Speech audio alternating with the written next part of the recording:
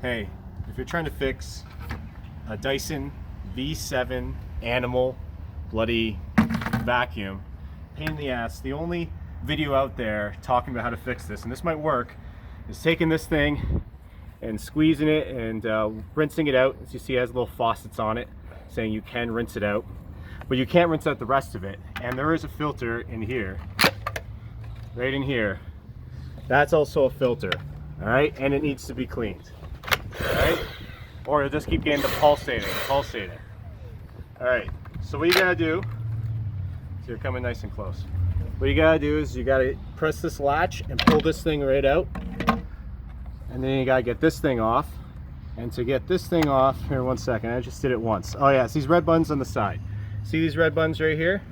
Right, so you just press that, boom, it comes right off. And this, you get yourself a little air compressor. You don't rinse it out. At least I don't think you do.